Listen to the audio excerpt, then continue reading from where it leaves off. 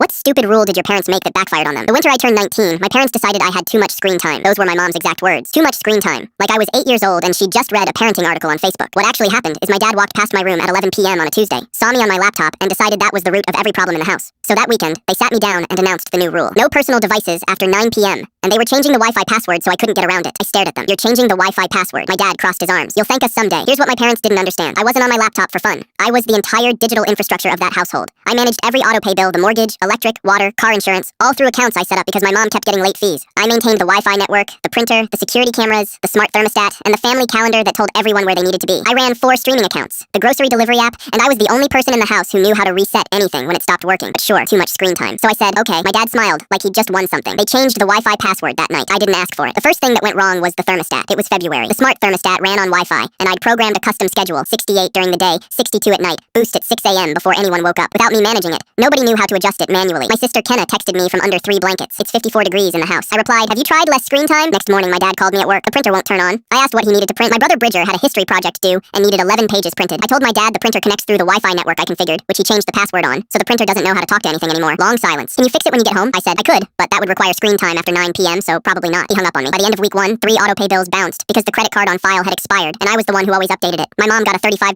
late fee on the electric bill, then a $50 late fee on water. She called me panicking, asking where the account logins were. I told her they're saved in a password manager on my laptop, which I'm not supposed to use after 9. And since I set everything up in the evenings after work, I guess those accounts just live there now. She said, well, can't you just tell me the passwords? I have 43 passwords, Mom. I don't memorize them. That's the whole point of a password manager. Week 2, the security cameras went offline. My dad didn't notice until the neighbor's kid threw a baseball through the garage window and there was no footage. He came to my room asking why the cameras weren't recording. I explained that the cameras run on the Wi-Fi, which runs on a configuration I built, which requires screen time to maintain. He said, this is different. I said, how? He left. Week 3, Kenna missed her orthodontist appointment because it was on the shared calendar I managed, and since I stopped updating it, nobody remembered it existed. Bridger missed his SAT registration deadline because the confirmation email went to an account I created and monitored. My mom missed the window to renew her car registration online and had to go to the DMV in person. She sat there for 4 hours. She called me from the waiting room, voice completely flat. How did you keep track of all of this? I said, on my laptop, usually after 9 p.m. The breaking point was tax season. My dad had been using a tax software account I set up 3 years earlier. He couldn't log in. The security questions were answers I created. The backup email was mine. He needed last year's return to file this year's, and all of it was locked behind accounts only I could access. He sat across from me at the kitchen table and said, I need your help. I looked up from the book I'd been reading every night since I apparently had all this free time now. What kind of help? He slid his laptop toward me. All of it, everything. I want you to set it all back up. I leaned back. So you want me on a screen after 9 p.m. doing exactly what I was doing before you decided it was a problem. He didn't say anything for about 10 seconds. And he said, I didn't know you were managing all of that. I thought you were just watching videos. My mom, standing in the doorway, quietly added, we're never touching the Wi-Fi again. I fixed everything that weekend. Took me about 14 hours across Saturday and Sunday. Most of it well past 9 p.m. Nobody said a word. The following week, I came home from work, and there was a new monitor sitting on my desk. No note, no announcement. My mom just bought it and set it up while I was gone. I texted her, thanks for the monitor. She replied, thank you for keeping this house running. We had no idea.